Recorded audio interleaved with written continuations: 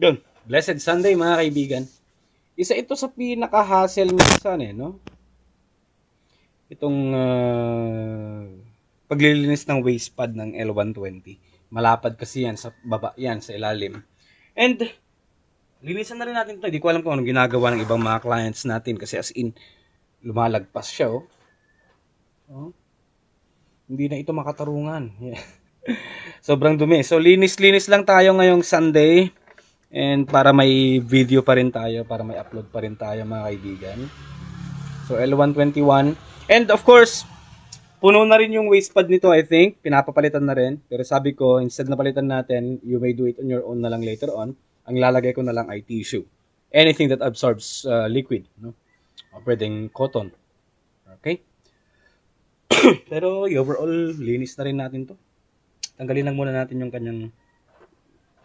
Uy! Oh, sabi ko na nagmi-mix-mix yung ink. Kapag sobrang ay nako.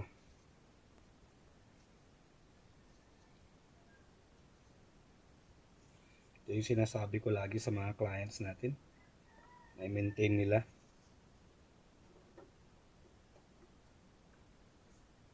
Grabe ba? Kasi kung tutuusin, basic to.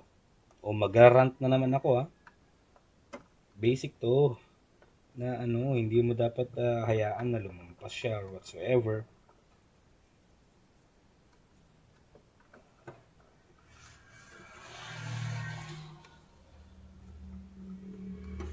Kasi magdudumi at magdudumi talaga yan.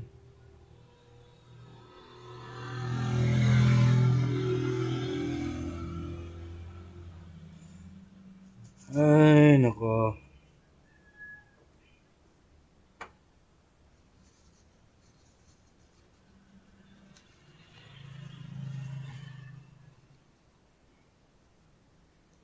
Grabe na DS.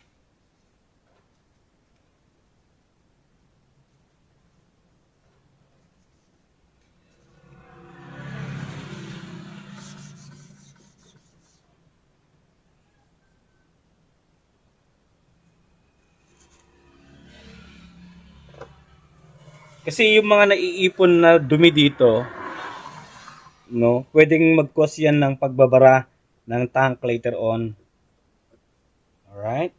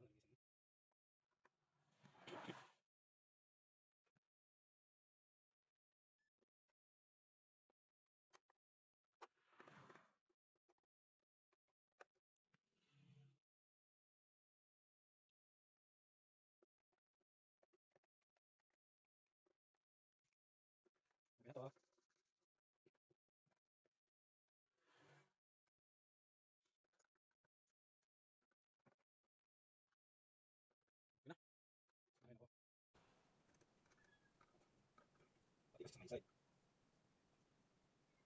Linisan mo rin. Parang tayo. Uy! Lakas na.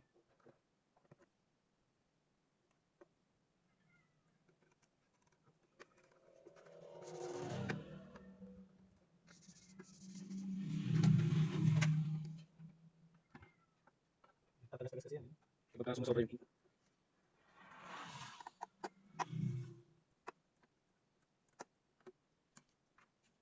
Nasa loob yung lumampas na rin. Ako po. Ay, naku.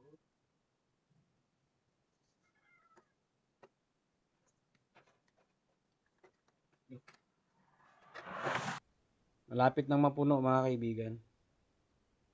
Oh. Okay.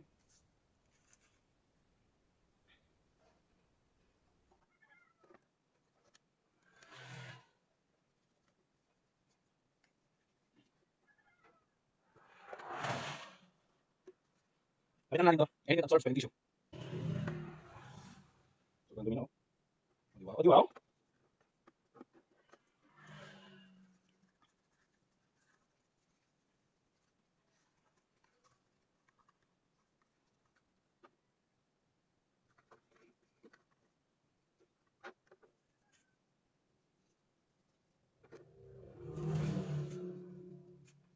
Anything that absorbs.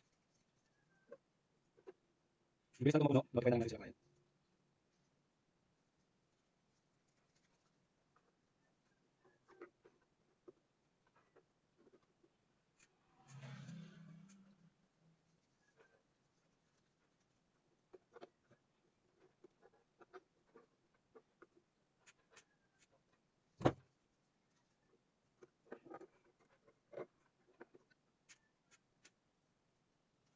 Bilang natin naman kayo bumili, mga kaibigan. Kung may budget tayo. Mura lang naman yung ano niya. Yung may sa card nito.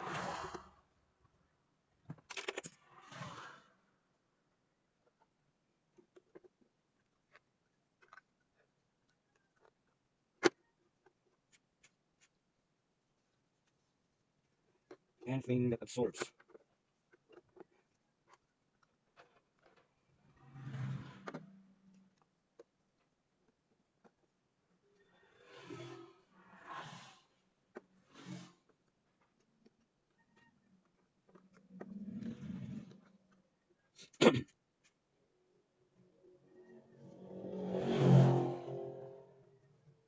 Ayan.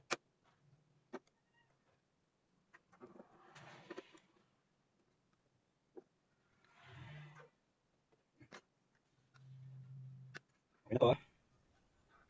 Kasi mapaplaten, magbababa at bababa naman yan eh. Mauuna namang mapuno sa loob. Okay. So anything that absorbs lang mga kaibigan. Yun lang yung DIY natin for today. Thank you.